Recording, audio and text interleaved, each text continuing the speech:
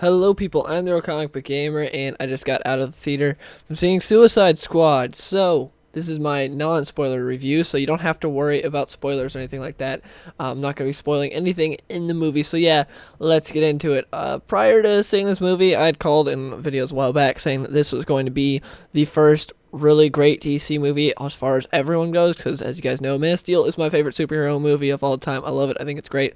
Not a lot of critics liked it though, and so I thought this was going to be I said it was going to be the Iron Man 1 of the DC universe, which is Iron Man 1. It's hard to find people that don't like Iron Man 1. Granted, if you say you like Iron Man 1, there will be people on the internet that'll be like, well, I don't like Iron Man 1, ha, but that's just people on the internet. But generally speaking, majority of people love Iron Man 1. It's that thing that universally people just agree that, hey, it's a good movie. Not everyone thinks it's the greatest movie ever, but people agree that's a good movie, and I thought that's what Suicide Squad was going to be. I was dead wrong. This movie is not in any means a good movie, at least in my opinion, this is what this whole video is. It's my opinion. I did not care for this movie at all. I think it's pretty bad.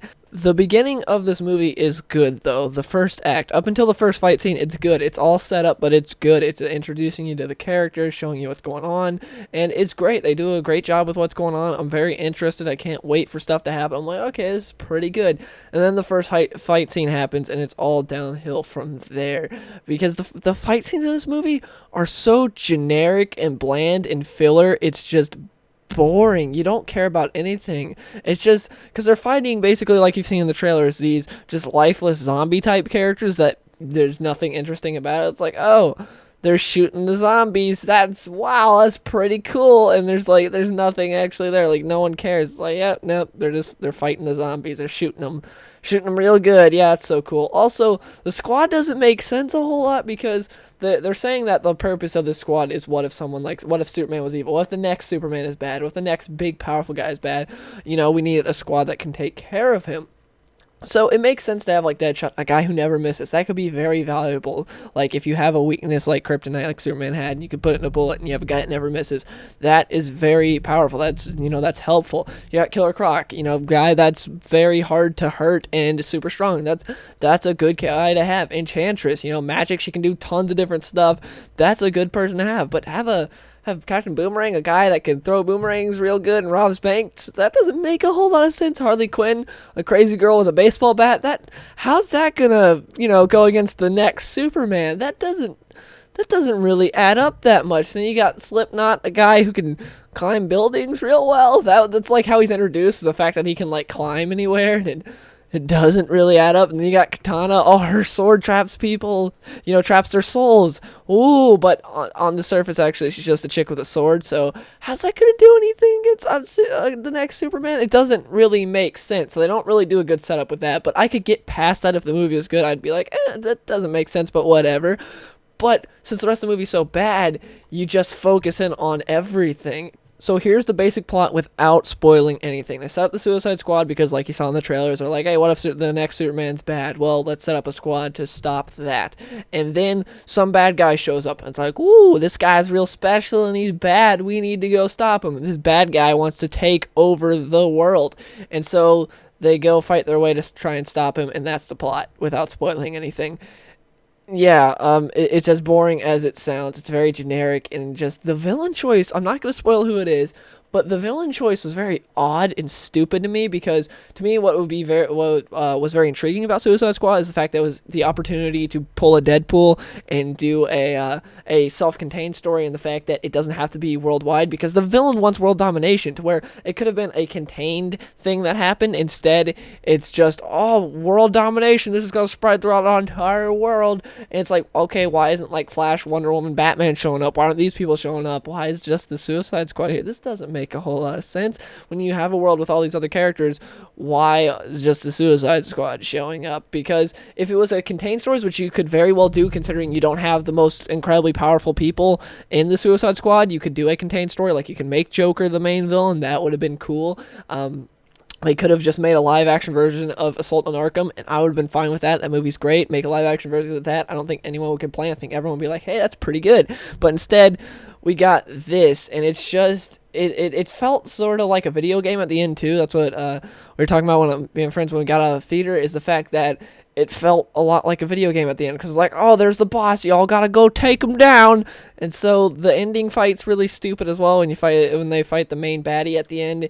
It's just bad. And yeah, so anyways, the villain, poor choice of villain. Don't really understand why they chose that villain. It doesn't really fit with the Suicide Squad, because when they're going against just the like sort of like putties from Power Rangers, it felt very Power Rangers too. Like, that's how the movie felt to me. It felt very Power Rangers-esque, and that's not a good thing. But anyways, the villain, poor choice, and the story is just bland and generic and just like, hey, you gotta go get to that part and stop the villain from taking over the world. Good luck. And it's like, what? Also, this movie likes to tell you things instead of having you see them develop for yourselves, and like have like development happen on screen. You'd be like, oh, okay, I can see that. I see that. Okay, that's good.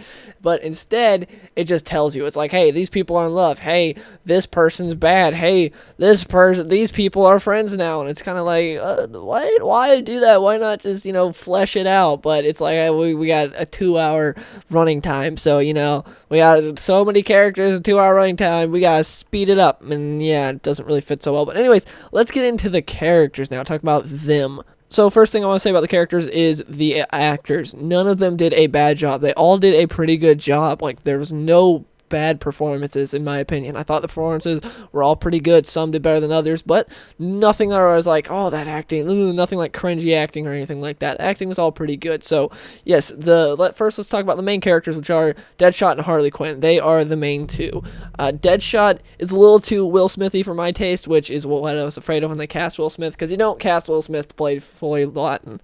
You cast him to play Will Smith, and he plays Will Smith. Granted, there's not a ton of jokes from him, but still, he is very Will Smith. It's not like over the top jokes, but there were more than I would have preferred from Deadshot. And yeah, it is definitely Will Smith, not Deadshot. And so his character was okay to me. He had flashbacks that were kind of ruined in the fact that his daughter, whoever played his daughter, was a terrible actress. That's the one performance I say is bad, but it's a kid actor, that's exactly what you expect. But it kind of ruined some stuff that's supposed to be emotional, because that kid's acting was so bad. It was just like, you couldn't find someone better. But anyways, Harley Quinn was another character that was okay, because she is kind of all over the place. Like, it makes sense, she's crazy, but it was kind of weird the way she acted. And yes, I know Harley Quinn, she's supposed to be weird and crazy, but I'm not talking about it like that. I'm not going to spoil anything, but like, I can't really talk about it without spoiling it. I'm just saying that she was kind of all over the place. I wasn't the biggest fan, but she wasn't bad. Margot Robbie did great as her, but the character was okay.